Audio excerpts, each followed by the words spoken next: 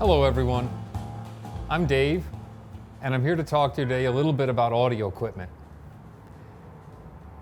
And I'm basically doing this video because I have a lot of friends, especially some that are younger, that go out and buy a $30 record and then try to play it on a $40 record player, and they get poor results.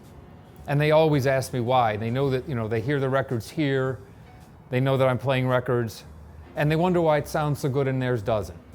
So I thought maybe I'd give a little insight on that, and we'll do a series of videos where hopefully I can share some of my knowledge and experience.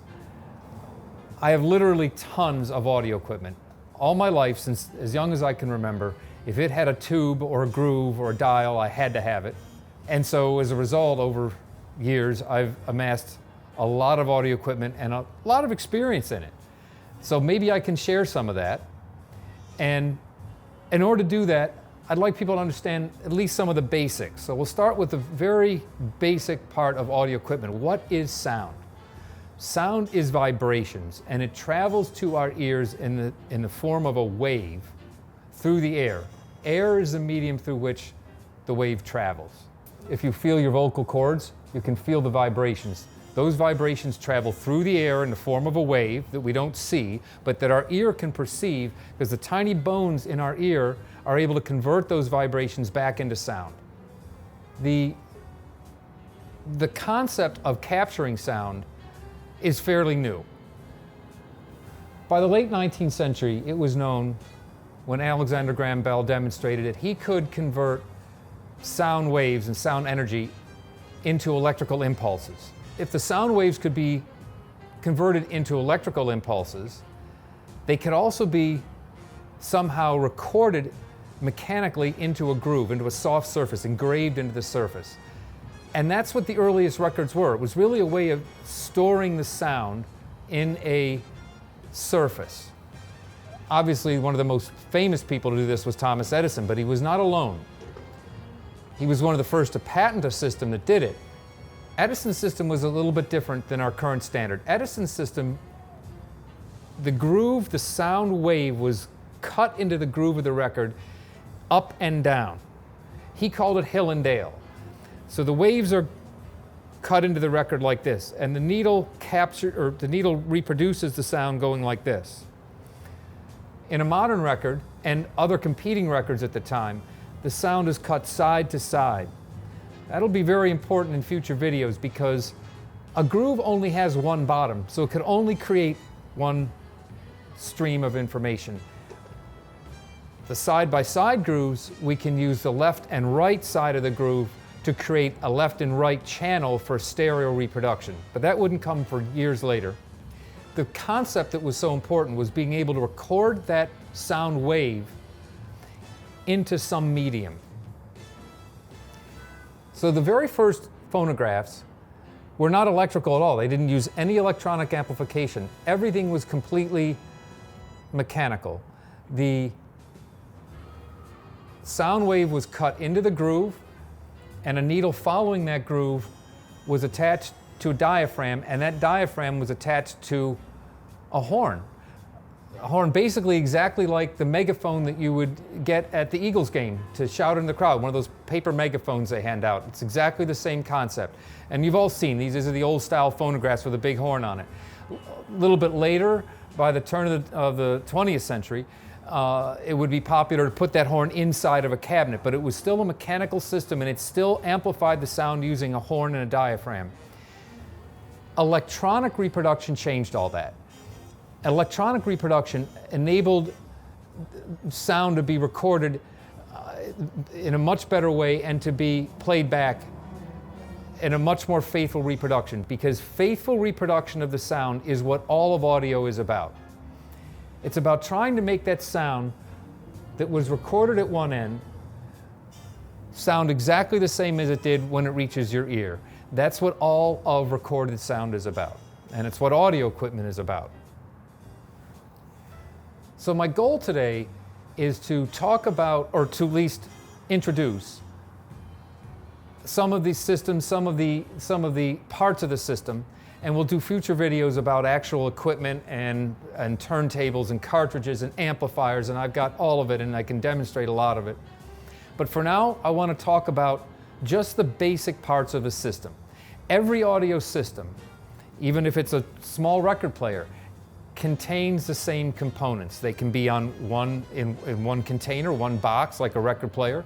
They can be on separate chassis. They can be in any combination, but they all have the same basic parts. That is the source, the amplification, and then a loudspeaker to move the air so that the air can reach our ears. Okay, let's take a closer look. So this is a typical turntable and tone arm. The tone arm is holding the cartridge. The cartridge converts the mechanical energy contained in the disc into electrical energy that can be amplified by the electronic equipment, and then output to loudspeakers that converts the electrical energy back into mechanical energy that our ears can hear. So the very earliest phonographs had no electronics. Since all of the information is contained in the record groove, all they had to do was use a mechanical amplification system. So the earliest phonographs had this. This is called a reproducer. It just has a thin piece of mica attached to the needle. And that was connected to a large horn mechanism that would amplify the sound. But we don't need even all the large horn. We can hear it just with this. So I'm going to turn the turntable on just to make it spin. So I'm just spinning the record at the right speed, and I'm going to hold the reproducer.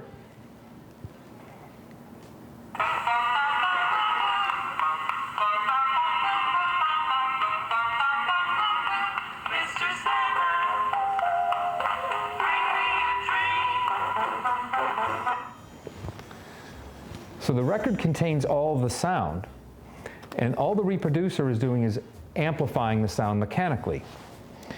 But later on, when electronics were available, we could amplify the sound much better electronically.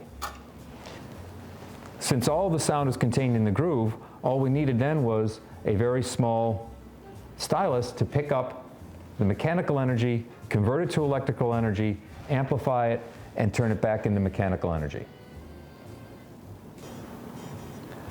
So let's talk about the actual records themselves.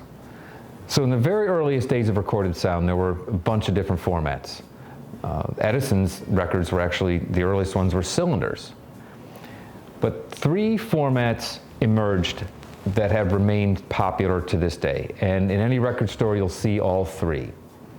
And so we're going to talk about the three most popular formats. Chronologically, there's this. This is what, when I was a kid, we just called this a record. And when I was a kid, these were already old technology, but they were still in very wide use. This is not vinyl. This is shellac, and it will crack. But this is what we referred to as just a record. And this is actually, this is Helen O'Connell doing Green Eyes. And I actually was at Helen O'Connell's very last concert in the summer of '93 out at Valley Forge Music Fair. And this is it was a big hit record. So 78s, we call them that because they spin 78 RPM. But there was the limitation of how much program material you could fit on one side. And no matter what you did with a 78, you couldn't get more than about 3.5 minutes per side. And they were called sides in those days. And any of the popular performers in those days would talk about how many sides they've recorded. So there was a lot of pressure to try to get more program material per side. So one of the ways you could do that is to make the record spin slower. So the next popular format to emerge were 45s. And we call them 45s because they spin at 45 RPM. But they also made another major advancement at the time of 45s. They also reduced the size of the groove. So if the grooves are smaller and the disc is turning slower, you can fit a lot more program material. So that's what happened in the 45 era. The size of the groove was reduced drastically, but that would require a different needle. So equipment, even when I was a kid, had both needles. because you cannot play this with the same needle with which you play this. They require a different needle. So we're still a little bit limited here by the 45 RPM. There are 12-inch 45s, they can play longer, but we're still limited. So the next step was to take it down even slower. And that would have another benefit of reducing surface noise. So the next format that emerged and became very popular is the one that most people will be very familiar with. So the final format to emerge, and the one that's the most popular and that everybody's familiar with, is the 12-inch LP. So this is vinyl.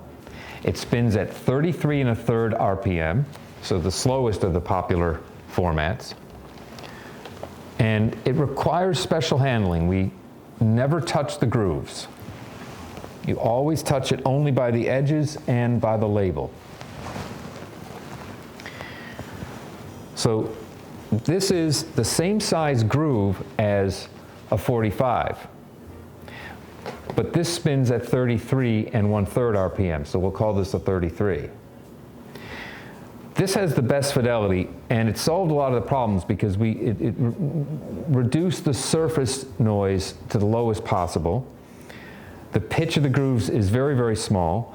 Now, as a result, you don't ever want to touch these because, one, you could damage the grooves, and secondly, the oil from your fingers can get down in the grooves and collect dirt, and that would obviously also damage the record. So they require a little bit special handling, but they're amazingly good. They are essentially unbreakable. They will bend a little bit, so another thing you need to be careful with is not to get them hot because they will warp. So they can't be in the sun, in a car, anything like that, because they will warp. But this is what has emerged as the most popular format, and it is a fantastic format.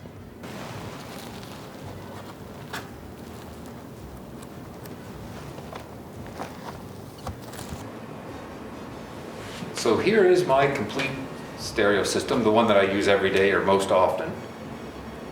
So I'll turn it on. So this preamplifier has a switch that enables it to turn on all the other components at once. It's a tube preamplifier, so it has to warm up. Tubes always require a warm-up time. And this one has a blinking light to tell me when it's fully warmed up. So however the configuration is, it goes from the source, the cartridge, tiny, tiny signal, gets amplified by the preamplifier. That gets stepped up again by the power amplifier and then to the loudspeakers. So this system has 3 sources. I have 2 turntables, one with a magnetic cartridge, one with a moving coil cartridge, and I have a tuner. And I have a couple of auxiliary devices. I'll talk about that in a second. All of these components can be combined in different configurations.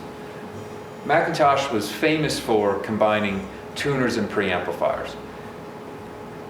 That's because their amplifiers were very good and very well known. So they always wanted to keep the amplifier, the Macintosh amplifiers, as a standalone. So they made tuner preamplifiers, and I've got a lot of them, and we're going to do some videos on them. One of my favorites is a Macintosh tuner preamplifier. The other popular configuration is what we call an integrated amplifier. That is the preamplifier and the power amplifier on one chassis. So I have a couple of accessories here which are fun, but not necessary for any regular system.